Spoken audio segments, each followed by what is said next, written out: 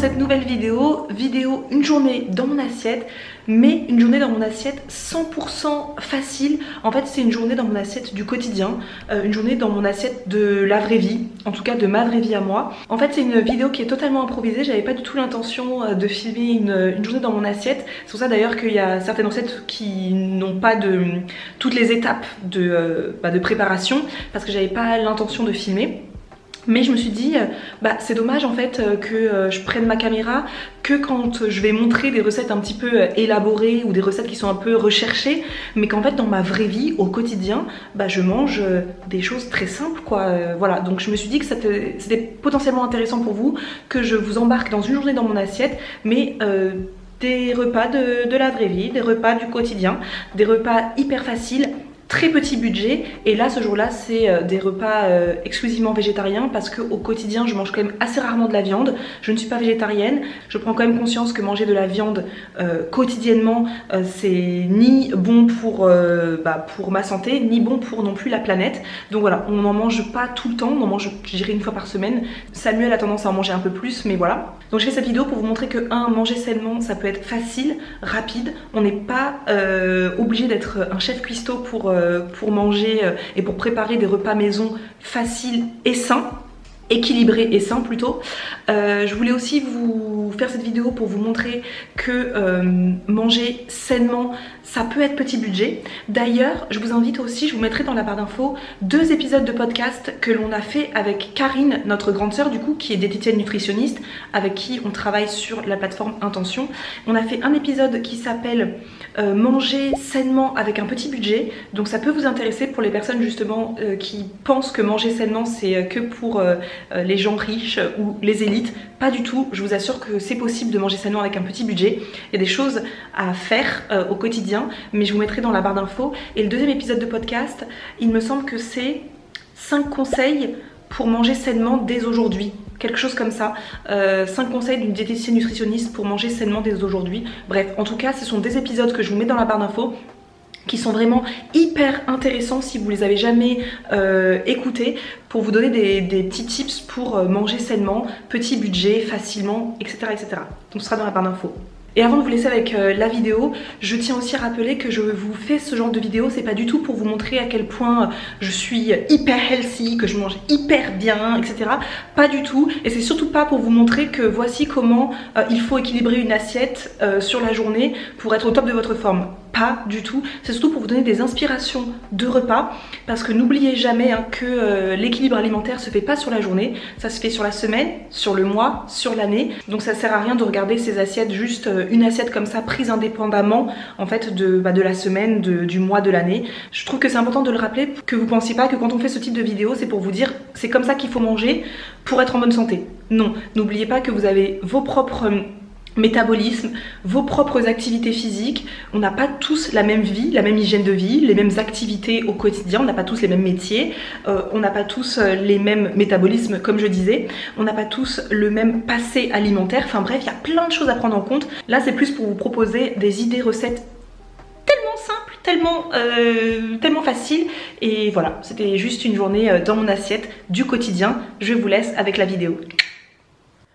Au petit déjeuner, en ce moment, depuis une dizaine de jours, je dirais, c'est tous les matins, pour Gemma et moi, un bol de porridge. Donc moi, c'est tout simple. Franchement, je me prends pas la tête. Le matin, c'est assez pressé avant que Gemma parte chez la nounou. Donc c'est porridge au micro-ondes, vraiment hyper express. Moi, je fais tout un peu à l'œil, mais en fait, dans un récipient, je mets du flocon d'avoine, de la boisson végétale, une demi-banane et un peu d'extrait de vanille. Je mets au micro-ondes 2-3 minutes, on va dire, et ensuite, j'écrase la banane avec une cuillère à soupe et je répartis dans 2 bols, donc un bol pour Gemma et un bol pour moi. Et ensuite en avant les toppings, je mets du yaourt, ça peut être du yaourt de brebis, du yaourt végétal, de la pâte à tartiner Louarnaise, de la banane. Et en ce moment, je mets beaucoup de pommes râpées. Voilà, pour Gemma, c'est pratique pour elle pour manger un fruit frais le matin. Au déjeuner, ce jour-là, j'avais préparé la veille une tortilla, donc une omelette espagnole. Je vous laisse avec la recette. Alors pour la recette de la tortilla, vous allez voir, c'est d'une simplicité. J'ai clairement pas inventé la machine à cambrer les bananes, hein, c'est une recette classique. Mais c'est une recette que notre mère faisait très souvent les soirs, voilà, quand elle avait couru un peu partout dans la journée. C'était une recette assez rapide, même plutôt très rapide pour les repas du soir. Mais là moi je vais la préparer pour le déjeuner, puisque je sais que demain j'aurai pas trop la possibilité de faire à manger, et comme il faut que je prépare pour la lunchbox de Gemma et également pour la fille de Samuel qui est avec nous, comme ça ce sera prêt, ils auront plus qu'à manger tranquillement pendant mon absence. Donc pour cette recette tout simple, il vous faut 3 belles pommes de terre ou 4 pommes de terre moyennes. Il vous faut également 6 œufs, on dira que c'est pour 4 personnes à peu près. Il vous faut un oignon, 2 cuillères à soupe d'huile d'olive, une gousse d'ail et du sel et du poivre comme d'habitude. Donc c'est parti pour la recette. Alors j'ai commencé par faire cuire mes pommes de terre toujours à la vapeur avec ma super marguerite en inox. Donc évidemment j'ai commencé par rincer les pommes de terre et ensuite je les ai fait cuire à la vapeur environ 20-25 minutes. Et pendant que les pommes de terre étaient en train de cuire, eh ben j'en ai profité pour émincer finement mon oignon. Également, j'ai pressé directement l'ail, comme ça c'était fait pendant que les pommes de terre étaient en train de cuire. Et dans un saladier, j'ai cassé mes 6 œufs que j'ai battus en omelette tout simplement. J'ai ajouté du sel, du poivre, comme toujours. Un petit peu aussi je crois c'est du paprika. Un petit peu de paprika, et ensuite j'ai remué, et ensuite quand les pommes de terre étaient cuites, je les ai tout simplement épluchées. En fait on conseille souvent de faire cuire les pommes de terre avec la peau pour préserver leurs nutriments. C'est pour ça que j'ai fait, mais si vous préférez éplucher pour vous éviter cette étape, vous pouvez, mais c'est intéressant nutritionnellement parlant.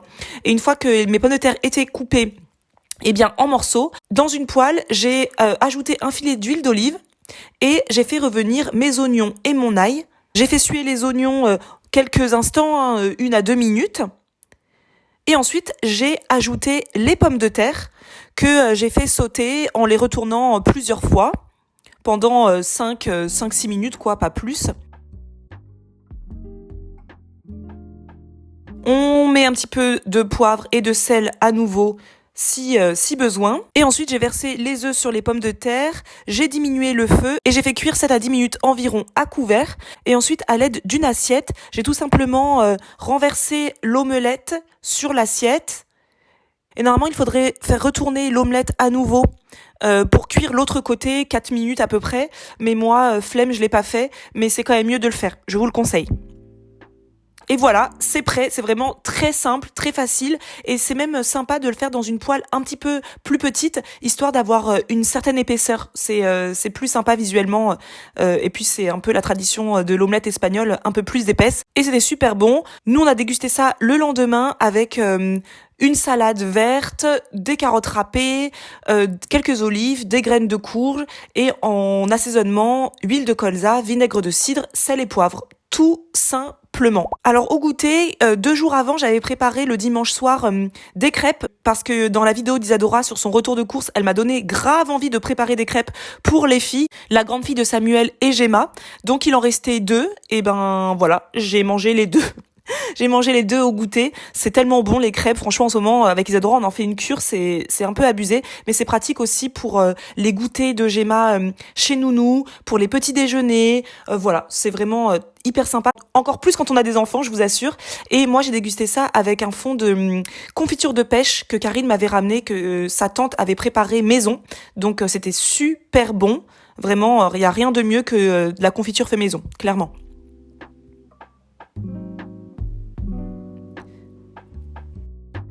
Et j'ai dégusté ces crêpes avec une super infusion de circonstances qui s'appelle crêpes flambées, que la marque Compagnie Anglaise d'été m'a gentiment envoyé. Franchement, c'est une tuerie. Alors déjà, l'odeur, c'est un truc de fou, comment ça sent bon. Et le goût est vraiment hyper bon. Je sais pas si on peut vraiment dire que ça a un goût de crêpe, mais en tout cas, ça a un goût très, très gourmand. Et ça se marie super bien avec de bonnes crêpes. Regardez-moi comment je me régale là. C'est une tuerie les crêpes, franchement.